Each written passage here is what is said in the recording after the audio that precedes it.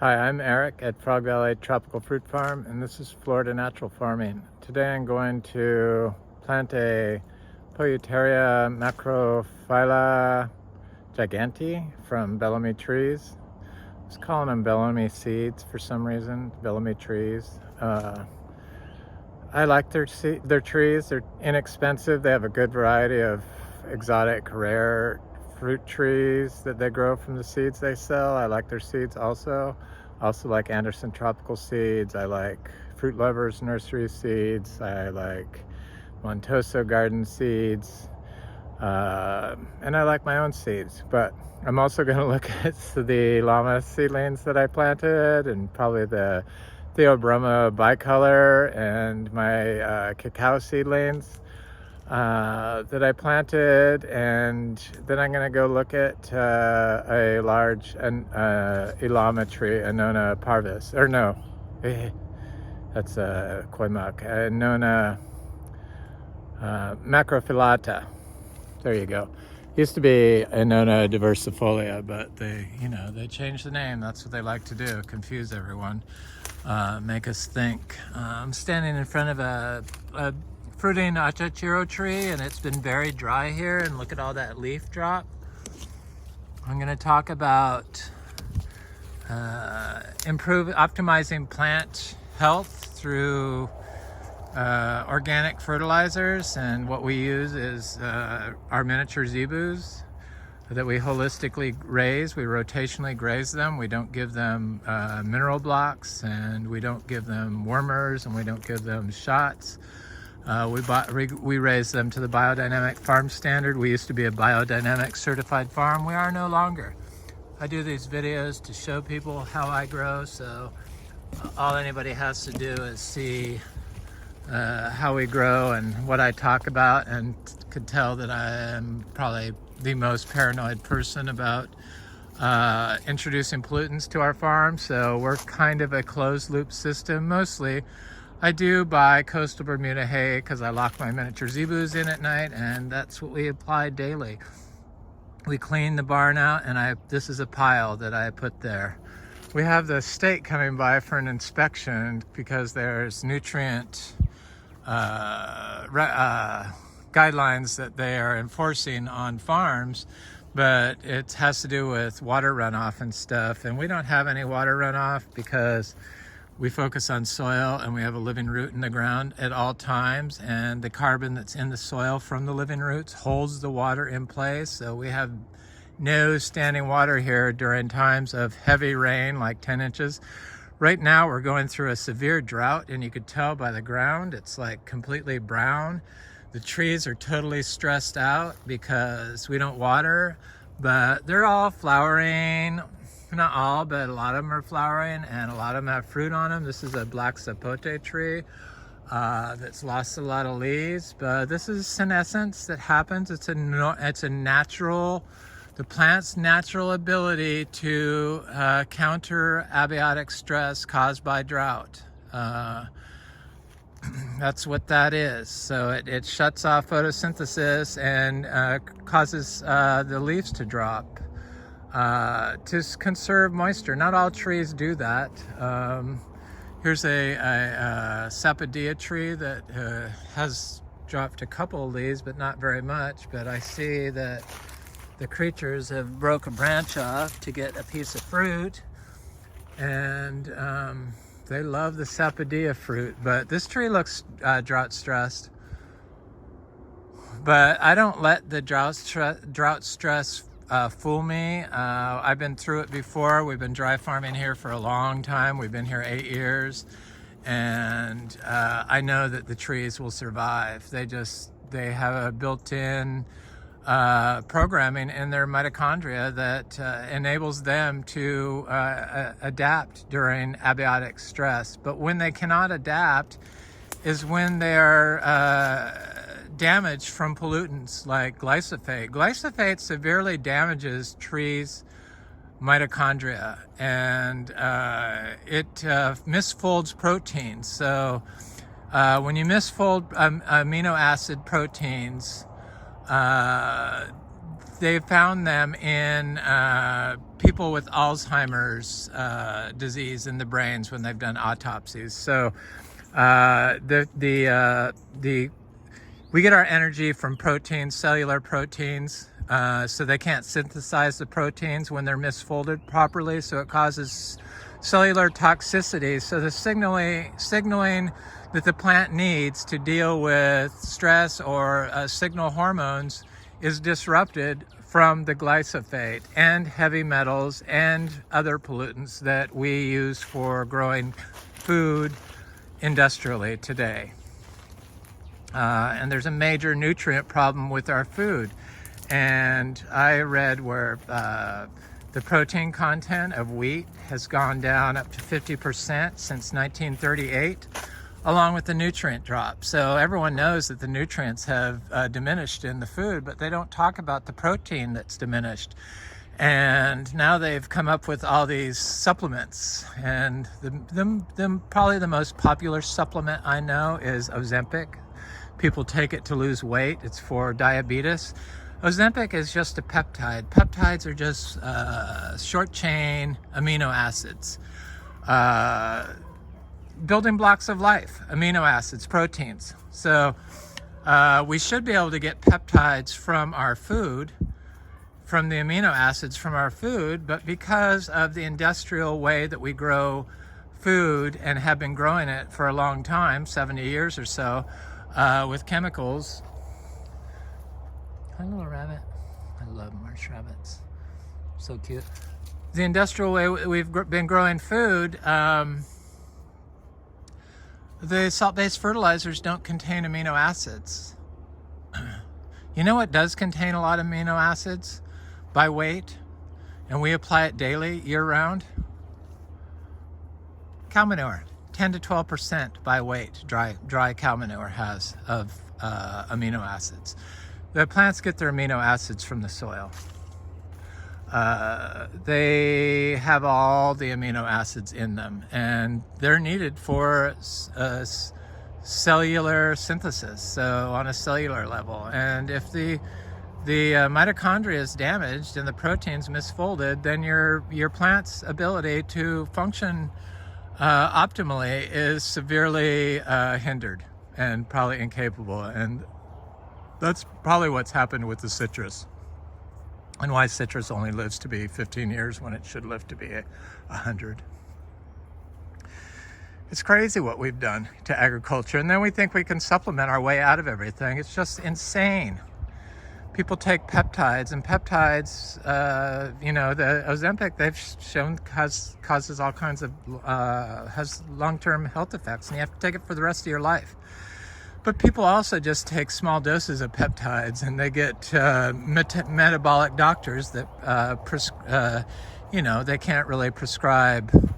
Naturopaths can't prescribe pharmaceuticals, so now they've come up with all these supplements because of our food is deficient in probably amino acids and peptides, which are chains of amino acids. So they tell people to take amino acids in combination with peptides to get over thyroid disease. There's all kinds of stuff.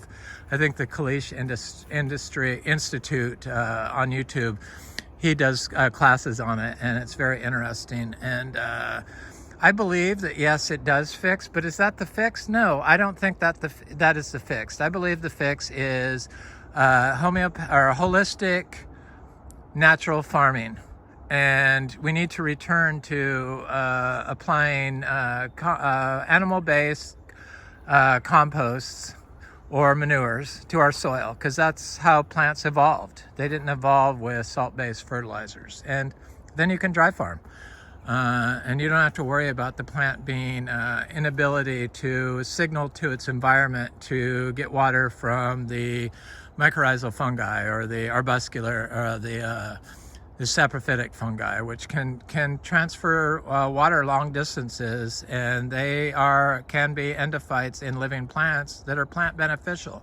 So if you have a plant that can't signal because its mitochondria has been damaged, or it's lacking the amino acids necessary for plant signaling, cellular function, protein synthesis, and it's involved with cellular function is plant signaling, and proteins are involved in every aspect of plant signaling. So there's a reason why they are the building blocks of life, because they need them, and we can put them back in the soil with proper management and in combination with biodiversity and not compacted soil, and then applying probiotics and prebiotics in the form of manures and like straw or hay, clean hay.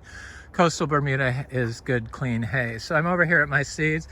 This is my little tree I bought from Bellamy Trees. It's a very nice looking little plant. I mean, I think it was on sale, or maybe not. It was $30, but it's a very rare. It looks like a delicious fruit. I really read descriptions of fruit.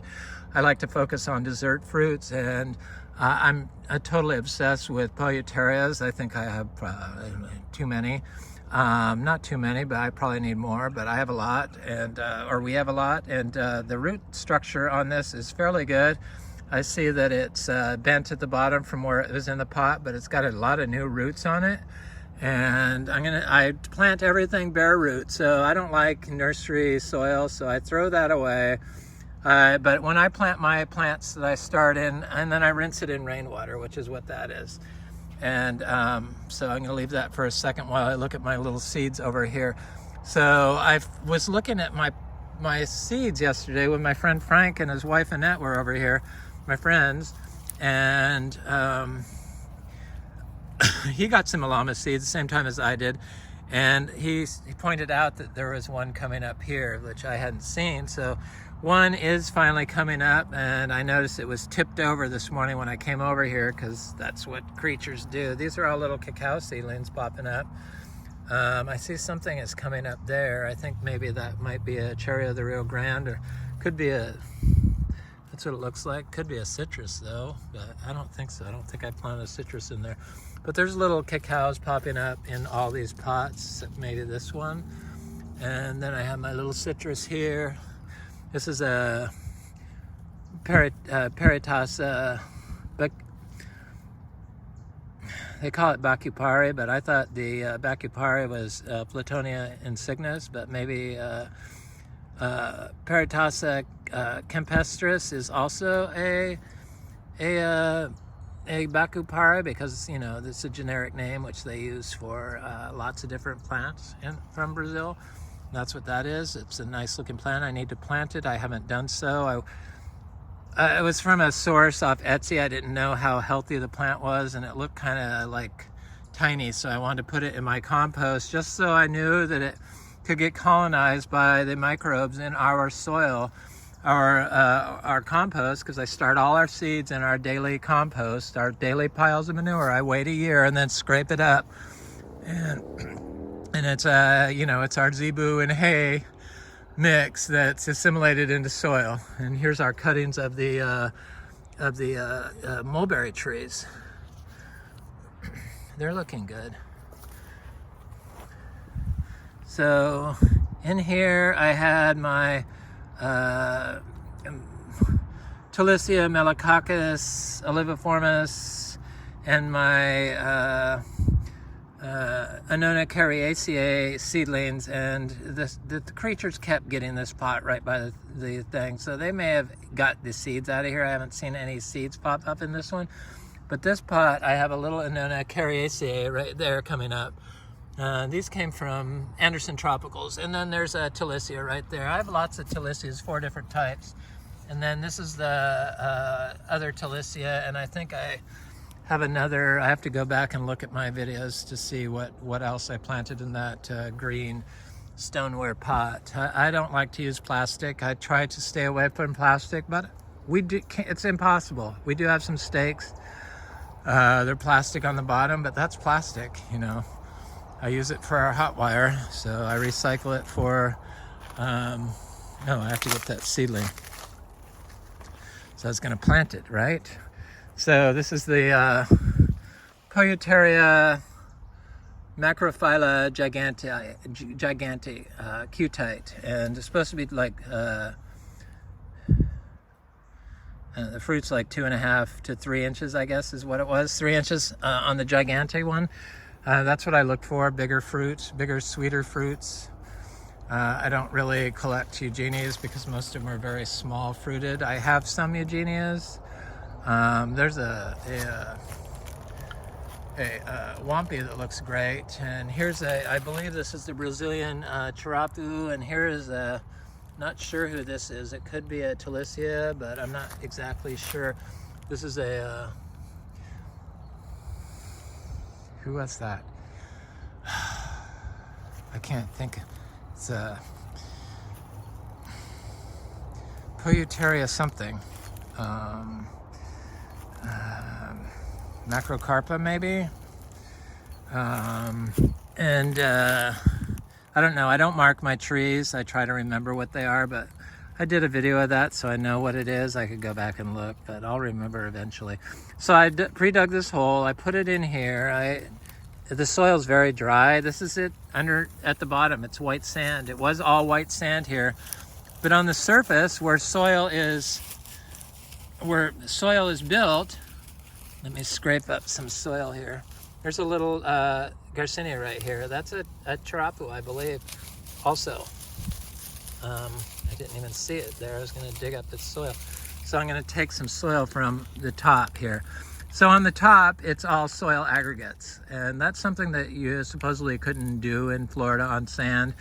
But yeah, you can't do it if you mow it or if you keep wood chips on top. But if you have a living root in the ground and you let it wet and dry, then you could see that your microbes are working and you get soil aggregation. And that's what this is. That's called building soil. And it's just, you know, it's microbes and amino acids probably, and everything a plant needs that you could like put it in a pot and then water it, and the soil solution would be a complete food for a plant.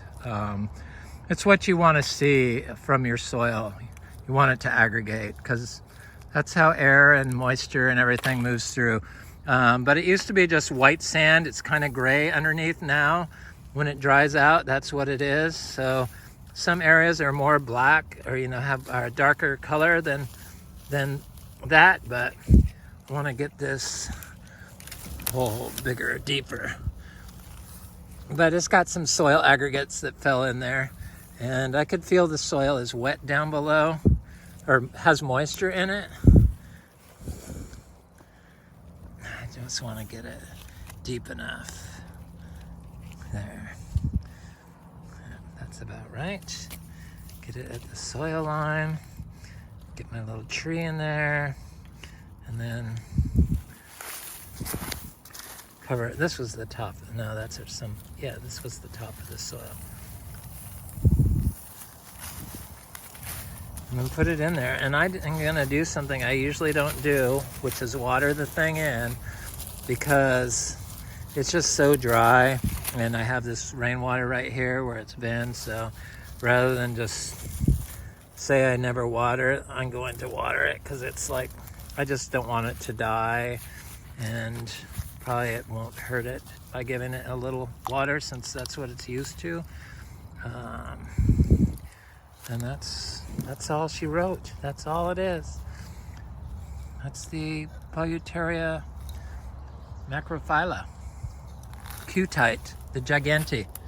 Oh, there's another Garcinia here. So I know I planted a Amazon giant and a Charapu, Brazilian Charapu, right next to each other, right in this area. So there they are right there, planted right next to this. Yay. Oh, they're coming up. The Garcinias all seem impervious to drought stress. Here's an Achachairu.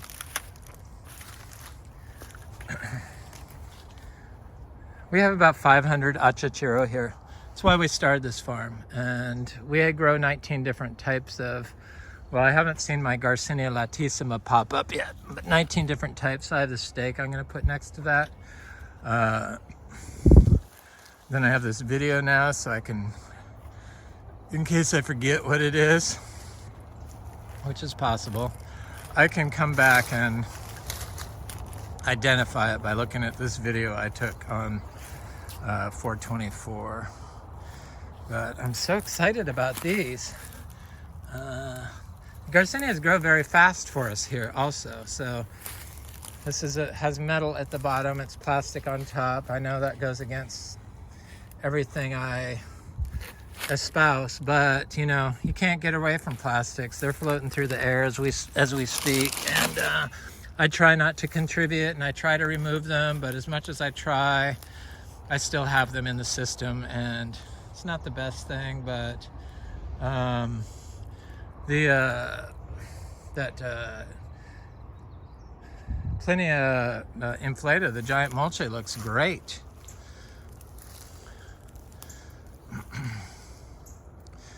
I just don't want to step on anything.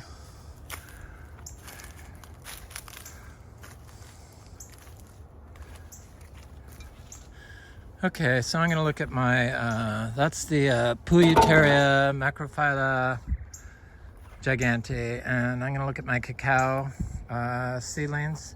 So they're starting to pop up, and what popped up is one of those Theobroma bicolors, ultra tropical, and it's quite cold. You notice I'm wearing a sweater today. It's growing right next to this in the ground, Talicia Florescii, the colac. It's a giant longan, much like Pometia pinnata, like a giant longan. You can actually eat the nut on it, and I got that from Raul, of course. This is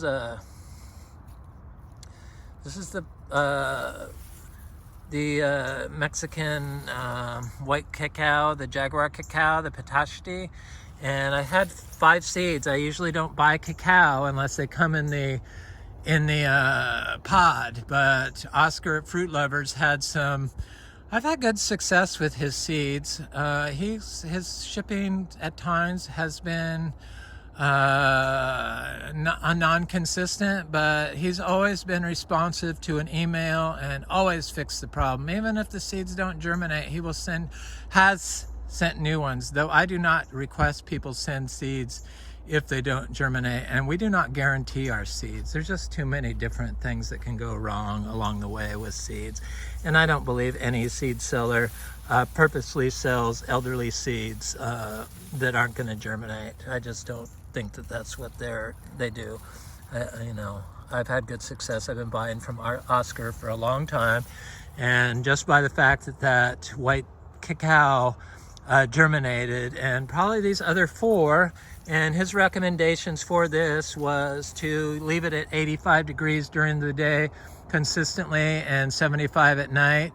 A lot of people put them in heat pads underneath, but it's been 50 at night here consistently. A couple days have been warmer, but it's been 50. It was 54 last night, and hot during the day. Some days have been like 67. No, they've always been in the 70s. But it hasn't been 85. But it's cold at night. But they need to understand what cold is, because we are in Vero Beach, which is very far north for these tropical fruit trees. And so our cacao is that we fruited off our tree. They're coming up. These germinated, some of them after 4 days. Some still haven't come up. My seeds of the Pouteria macrophylla, so that other one is not macrophylla. I can't think of what that other one was called that I said was macrophylla. I planted macrophylla in here, and they're not coming up, along with Peritasa levigata. So they haven't come up yet. So the Peritasa levigata is like a vine, I think, but it looked like an interesting fruit. I want it. Here's our cacao tree that I talked when it was all lush and full and it had fruit on it. And I said that this tree usually during the end of winter starts losing all of its leaves and drops the leaves, and it had 30 fruit on it, and because of drought and cold. And that's where it's at right now. So I want to show this because we dry farm this so that people can see that this is nothing to worry about. People just freak out and think that they need to intervene, but I know that this tree, where it came from a tree that I fruited, and I grew it from seed, and I know how it's been grown, so I know that the mitochondria is not damaged on this from salt-based fertilizers or pollutants that you use with micronutrients, because that's what they contained. Mined micronutrients contain heavy metals which damage mitochondria in cells, so or cellular mitochondria damage, and it's inheritable. So it will pass from generation to generation when you damage the mitochondria of these plants. So this is a plant I raised, and maybe that's why they do so well here. And we're on our second generation. They germinate after 4 days, and I sold some of the seeds on this. I just gave Frank some of the last few cacao, that some of the elderly ones hang on there. I believe that the plant sucks the nutrients out of these fruit that hang on the tree, so I do not remove them. And gets the moisture from there with the help of endophytic fungi. And endophytic fungi and mycorrhizal fungi have been shown to speed up amino acid acquisition in mycorrhizal plants. So we focus on soil health here and the health of our building fungal relationships. And so our input is a low nitrogen. Cow manure is 5% max, and you can pretty much apply unlimited. Sure, a slurry wouldn't be a thing, but in how we do it, I could apply more around this tree. I could probably put the cow manure 2 feet thick, the zebu manure, and it wouldn't be any problem. It doesn't cause nutrient runoff because we have all these support species. Everything gets reused here. What wouldn't get reused is if we were putting wood chips down and everything got out of balance and we didn't have this thing. I am a firm believer in wood chips. Please do not get offended. But I believe more in the living roots. So the living orchard floor is our mulch. And to apply wood chips into that, or to mulch it all out, most of it would go up as carbon dioxide, much like compost, large piles of compost. Most of it goes up in carbon dioxide, especially if you're doing a thermophilic compost. And you need those E. coli, plant beneficial E. coli that scavenge nutrients. So the microbes balance, create a healthy homeostasis in the soil without our help. And so rather than doing an out of balance, huge giant compost pile, we do little tiny compost piles.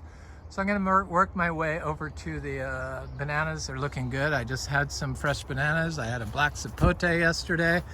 I was able to find a tree-ripened black sapote for my friend Frank and his wife Annette, my other friend Annette. She's my friend. I don't know why he says this is his wife, but that's his wife, and she's my friend also. They gave me this ackee tree that looks great. Garcinias, no problem. So I'm working my way over to that Ilama tree I said I was going to show, the Annonoa macrophyllatta. It's another Garcinia. This tree looks a little drought stressed to me. Garcinia humilis, the Achachairu. But it could be because it's right next to this path. This is totally compacted. This is what happens. There's no soil aggregation going on here, and there's bare spots in the soil, which you don't want. But I have to have mowed paths because I get people coming over here wanting to walk, and they get repulsed when they would have to walk through weeds and get stickers all over them. Plus, I like it. It's better. So even though it's harmful to the system, I like my paths. But you could tell all the dead grass. It's green next to it, but it's dead on the path because water can't move through compacted soil, neither can nutrients. So when you have a modality for management of tree crops and you're using machinery to mow in between the crops and then spraying glyphosate around the trees, first of all, you're damaging the mitochondria on your tree from the pollutants, the glyphosate. And then if you're using fungicides, even worse, all of them damage mitochondria. And then if you're using nitrogen fertilizers, NPK fertilizers, then you're robbing the job of the microorganisms that are going to be the endophytes that are the nutrients inside your plant. So you're creating a less nutrient dense food by using those fertilizers. And then if you're growing in black plastic pots, you're introducing forever chemicals. You introduce forever chemicals when you use fertilizers anyway, because the bags contain forever chemicals from the plastics, and then the forever chemicals contain fire retardants so they don't catch fire. So it's just a cycle of pollution that causes nutrient runoff on compacted soils, and because it doesn't go through, so most of the nutrients run off into the waterways, which is what the state is trying to stop. Even though most of the nutrient pollution is coming from septics, they figure that needs to be addressed. But if they left a portion of their yard wild, it would catch the runoff. But since they mow everything and all they want is lawn and a hedge and a palm tree, none of the nutrients get captured. So it goes off into the waterways and kills the Indian River Lagoon. But at least they're attempting to fix it. So here's that Garcinia syllabica, the Ambromiana, and it's hanging onto its fruit. Knock on wood, it will continue. I am not going to get it fooled into thinking I know what's best for the tree. I always get weirded out when I see stupid YouTube videos. Most of the plant YouTube videos, sorry, are just dumb. Sure, the ones that show a new plant or do a taste test, but the ones that open packages and the ones that say, this guy knows how to grow trees. I doubt it. Trees know how to grow trees. We are just now figuring it out. You might know how to manage to grow the tree, but chances are if you're pushing glyphosate and nitrogen fertilizers, you don't know how to grow trees. Trees know how to grow themselves. I don't get that. We don't need to know how to grow trees. We need to know what we're doing to damage the tree, and we're starting to figure it out. That's why I tried to learn all this stuff. So that blue lily pilly looks great. Here's a male Garcinia Ambromiana. I gotta get over to that Ilama tree. Here's the Achachairu. I just want to look at this Garcinia madruna tree. See the fruit on. It's got a lot of fruit. These trees, these Garcinias, they just don't. They're all drought tolerant in Florida if you focus on holistic natural farming modalities. As close to nature as possible. They can signal to the environment if they're getting enough amino acids through the organic fertilizers you use in the form of manures or animal-based composted manures, since plants don't have that much protein in them anymore. And the manures is concentrated, the cows is concentrated 10 to 12% of amino acids that plants can utilize from its soil. So this Garcinia syllabica, everyone says how drought tolerant it is. Not so. This one looks affected by the drought, but it's because of the compacted conditions of having the path on all sides of it except one. So it's still trying to flower. It's not going to die, but it has a drought stress. But they need to have stress, just like we need to exercise to cause stress in our tissue. Plants exercise is the changes in the environment. Took me a while to figure out what is akin to exercise in plants, and it's the changes in the environment that trigger immune response if they're in a healthy state. And to get to that healthy homeostasis state, it involves the right type of fertilizers, the right type of soil management, and just removing ourselves. Not overthinking stuff. And look at all the mangoes we got. We have so many mangoes. Finally, it's going to be an excellent mango year. Excellent mango year. So I have one Ilama big tree left. I bought some seeds from Raul years ago and germinated them, but Ilama or Annonas can be tricky, and it took me a while to figure them out. I'm still figuring them out. There's a guava that looks a little drought stressed. And so there's all Annonas all along the driveway there, or along 12th Street here. Sugar apples, chewy green sugar apples. We have chewy green, chewy red, and Kampong mauve red, and a couple of Thai lessered. I don't like the mushy sugar apples. Just my preference. I like the chewy sugar apples. So that's what I try to focus on, like the chewy purple sugar apple.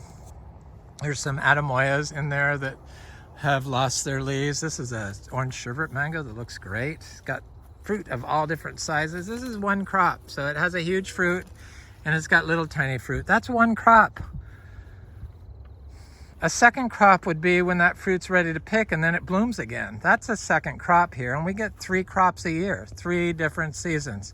Though I don't believe we're gonna get any spring fruit this year. Maybe 1 or 2, but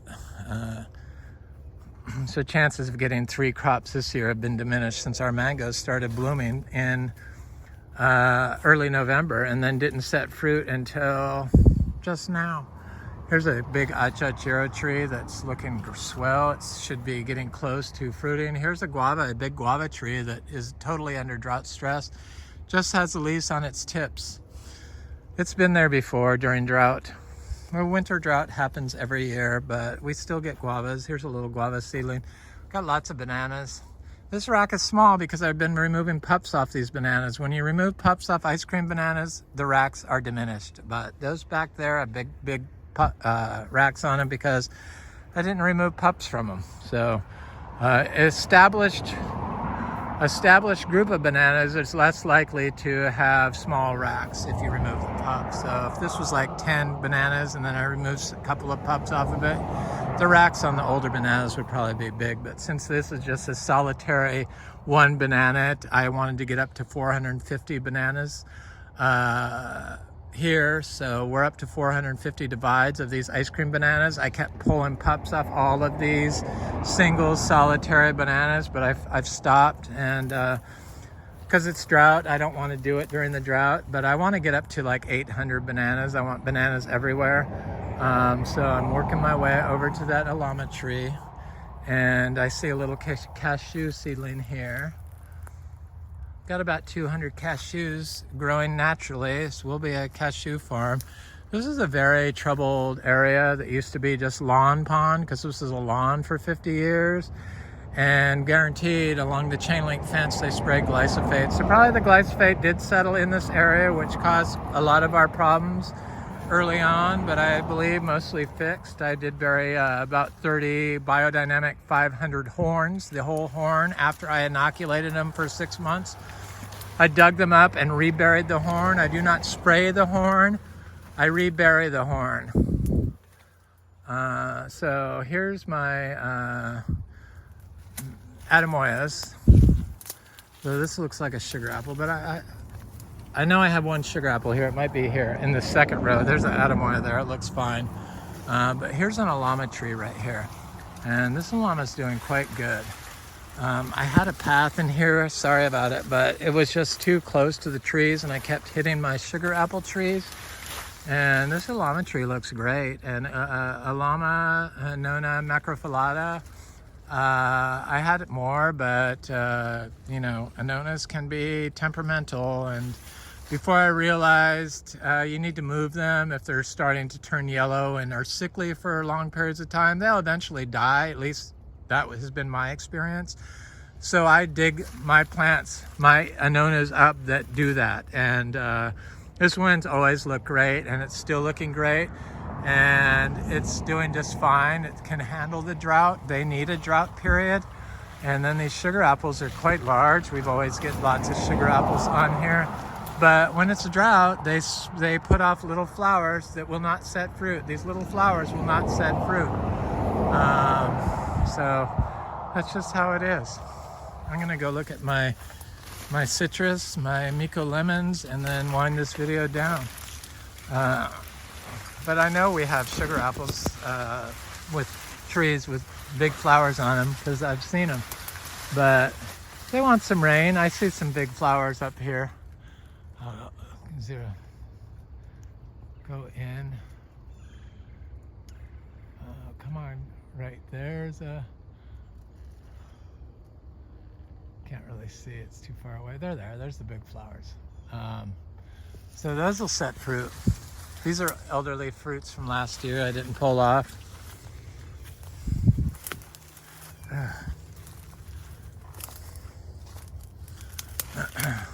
Here's a big Annonoa tree, or not huge, but it's pretty big. I wanted everything to be Annonoas, and it has flowers on it, but like the sugar apple, the small flowers will not set fruit, but that'll set fruit eventually. I'm not worried about it.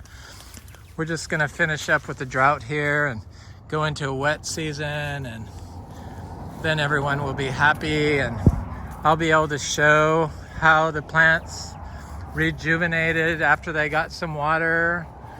I read a bunch of stuff on mitochondria rejuvenating after severe drought, and leaves rejuvenating, and some leaves rejuvenate completely quickly within 72 hours after rains start. So all this ginger that supposedly you have to water has never been watered, and it all started from one gallon. All this ginger that looks like this galangal ginger, and this is drought stress. And University of Florida said you need to water ginger 3 times a week, but I've never watered that ginger, and I have a lot of it, so that's just totally not true in a natural, holistically, functionally farmed system like this is. So this is that black sapote that I finally realized how you pick black sapote when it's ripe in order for it to be flavorful and sweet. If you pick it as soon as it's how they used to say to pick it, after the top lifts off, this part, as soon as it lifts up, which this is done, to pick it, you can see your finger under it right here. Then it'll ripen on the shelf, but it'll get ripe, but it won't change the flavor profile to be sweet. Whereas if you leave it on the tree until the fruit is ready to be picked, then the fruit is super sweet. This tree has a lot of flowers on it, still has quite a bit of fruit. This fruit is trying to ripen up, but it's not quite there yet. I'm gonna wait until it's totally ripe, and then pick it and eat it, because it's a top tier fruit if you wait until it's ripe. I mean, why we hadn't figured that out for 13 years makes me kind of wonder about myself. It's not that weird of a thing to pick the fruit when it's ripe for better flavor. Oh well. Learning is a learning process. I don't know. Sometimes my brain doesn't work, which is why I have trouble coming up with these somewhat intelligent videos, and why I just look at fruit trees sometimes, because sometimes my brain is shut off. And obviously it was shut off for 13 years on the black sapote. That took me that long to figure out to pick it when it's ripe. Kind of low functioning of me. But look at all the fruit on our Miko lemons. And these Miko lemons, we don't have greening, and we don't water these citrus. Totally unnecessary. And these are in full sun, and we do not have greening on our citrus because our mitochondria of our seed-grown citrus from California that hasn't been damaged from overuse of glyphosate and fungicides horribly damage your mitochondria. Copper, horribly damaged. It's a heavy metal, damages mitochondria and causes cognitive decline. Probably because it misfolds proteins, amino acids, would be my guess. Anyway, that's it. That's the video du jour. This is Eric at Frog Valley Tropical Fruit Farm, and this is Florida Natural Farming. I hope you have an excellent day. Please like, share, and subscribe if you enjoy this content. Leave me a comment. I love hearing from you. I learned so much from you. Thanks for watching. I always enjoy seeing the views. Have an excellent day.